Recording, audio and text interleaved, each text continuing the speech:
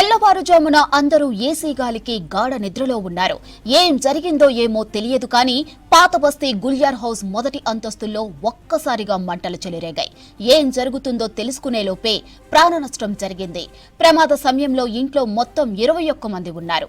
వీరిలో 4 ప్రాణాలతో బయటపడగా 3 దట్టమైన పొగకు ఊపిరాడక మృతి చెందారు.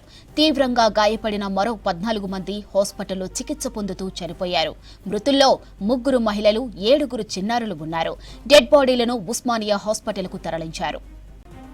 మృతులు ప్రహ్లాద్, మున్నీబాయ్, రాజేంద్ర మోదీ, సుమిత్ర, హమేయ్, అభిషేక్ మోదీ, శీతల్ జైన్, ప్రియాన్స్, ఇరాజ్, ఆరుషి జైన్, రిషబ్, ప్రథమ్, అనుయాన్, వర్ష, పంకజ్, రజనీ అగర్వాల్, ఇద్దికి మోదీగా గుర్తించారు. ఇక ఘటనా స్థలానికి చేరుకున్న సౌత్ జోన్ డీసీపీ స్నేహ మిశ్రా అక్కడ పరిస్థితులను పరిశీలించారు.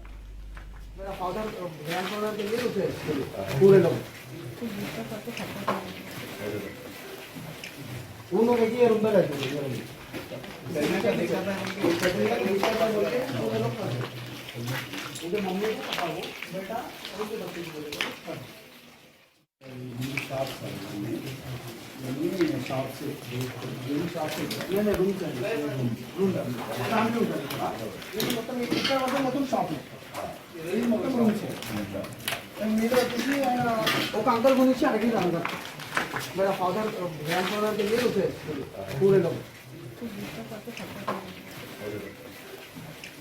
वो लोग एक ही रूम में रहते हैं।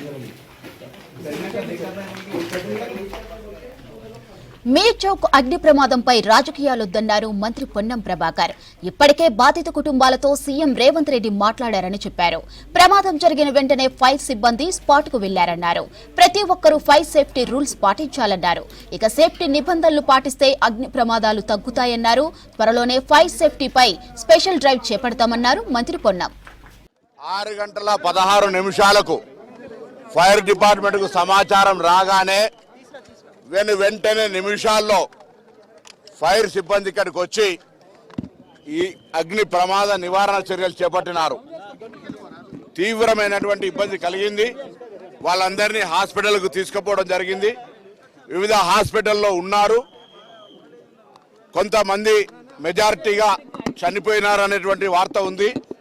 పూర్తిగా వాటి అంశాలు ఇవ్వడం జరుగుతుంది.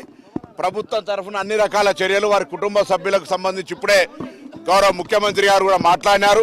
ఇమీడియట్గా ముఖ్యమంత్రి గారు సంబంధిత అధికారులకు మాకు ఇమీడియట్గా ఆదేశాలు ఇవ్వడంతో పాటు ఇక్కడికి వచ్చి అన్ని రకాల చర్యలు తీసుకుంటూ ఎక్కడ కూడా బాధిత కుటుంబాలకు ఇబ్బంది కలగద్దు, వీలైనంత వరకు ఇమీడియట్గా మెడికల్ ప్రిన్సిపల్ సెక్రటరీకి ఆదేశాలు ఇచ్చి సంబంధిత పోలీసు కానీ ఫైర్ కానీ అన్ని రకాల చర్యలు తీసుకోవాలని గౌరవ ముఖ్యమంత్రి గారు ఆదేశించారు.